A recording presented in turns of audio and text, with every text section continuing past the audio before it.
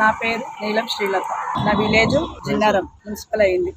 ఒకప్పుడు గ్రామ పంచాయతీ. నేను కాటాసీనకు చాలా వర్క్ చేసిన 10 సంవత్సరాల సంది నేను వర్క్ చేస్తూ ఉన్నా. ఎక్కడ కండువలు కప్పుకోకుండా స్వచ్ఛందంగా నేను ముందుకు వచ్చిన ఒక మహిళని.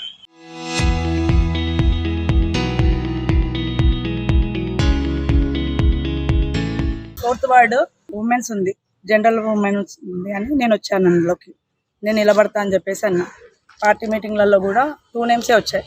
వస్తే విత్డ్రా ఎవరైనా ఒకరు అవ్వండి, మేము బీఫామ్ ఇస్తాము అయితే అని చెప్తే సరే అని ఒక అతను విత్డ్రా అయ్యాడు, భాస్కర్. అయితే నేనున్నాను లే అనేసి నేను ఊరుకున్నా. అది అయిపోయినాక మళ్ళీ ఇంకో దగ్గర మాట్లాడదామని చెప్పేసి కాటసీనన్న దగ్గర తీసుకెళ్ళారు.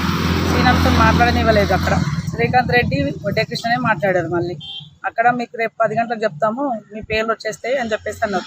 సరే అని చెప్పేసి వచ్చినాం. 4 days నుంచి చూసినా కూడా ఏమి ఇంతవరకు ఇన్ఫర్మేషన్ లేదు.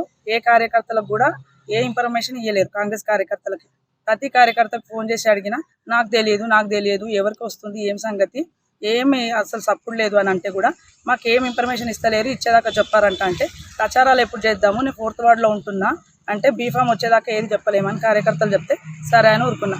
కాంగ్రెస్ తరఫున నేను నామినేషన్ 4th వార్డు మహిళగా వేసినాక ఇప్పుడు బీఫామ్ వస్తుందేమో అని చెప్పేసి నేను ఎంపీడీఓ ఆఫీస్కి రావడం జరిగింది. అక్కడ నాకు మోసం జరిగింది. బీఫాము 2వ వార్డులో అభ్యర్థికి ఇచ్చారు. పుట్టి భాస్కర్ అనే వ్యక్తి 2వ వార్డులో వేసిండు. తర్వాత విత్డ్రా చేసుకొని ఇక్కడ 4వ వార్డుకి నా పైనకి పంపించారు. ఇప్పుడు నాకు అన్యాయం జరిగింది. ఒక మహిళగా నేను ముందుకు వచ్చిన, నాకు ఎందుకు అన్యాయం చేసిరు? సరే మరి నేను నిలబడతా అన్నా అని చెప్పి కృష్ణ అన్నకు అడిగితే నీ దగ్గర 15 లక్షలన్నా ఉన్నాయా, నీ దగ్గర ఏమున్నాయంటే ప్రజా సంక్షేమాలు ఉన్నాయి, పార్టీ రూలింగ్లో ఉంది కదా, ఆ పథకాలు చెప్పుకుంటే నేను ఓట్లు అడుగుతా అని చెప్పేసి నా ధ్యేయం ఒకటే ఉండే.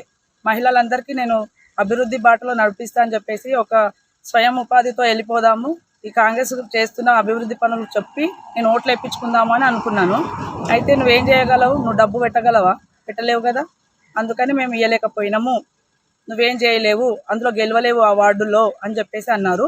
నన్ను కాదని పెట్టారు కదా, వాళ్ళు గెలిస్తే ఓకే, గెలవని అభ్యర్థులను తీసుకొచ్చి పెట్టి కాంగ్రెస్ పార్టీని మొత్తం మోసం చేస్తున్నారు అంతే. అయితే అధిష్టానానికి ఇలాంటి విషయాలు ఏమీ తెలియదు. గ్రామ స్థాయిలో కానీ, మండల స్థాయిలో కానీ, నియోజకవర్గం స్థాయిలో కానీ అధిష్టానానికి ఇలాంటి విషయాలు ఏమి తెలుస్తలేదు. మధ్యలో ఉన్న వ్యక్తులు డబ్బుల కోసం అమ్ముడుపోయి టికెట్లు అమ్ముకుంటున్నారు. కష్టపడ్డ కార్యకర్తలు, జెండాలు మోసిన కార్యకర్తలను గుర్తించలేకపోతున్నారు. ఇవాళ మేము ఆవేదన చెందుతున్నాము.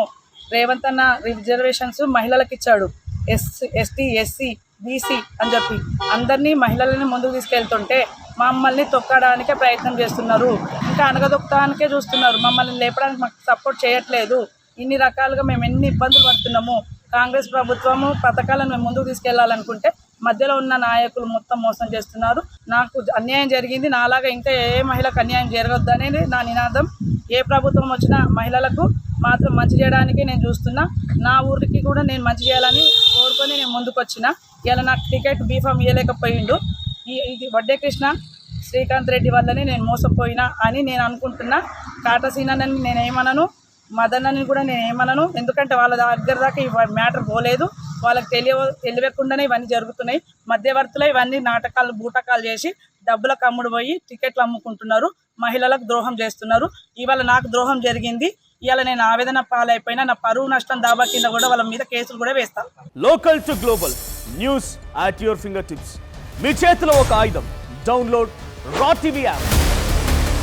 Media legend Ravi Prakash is back.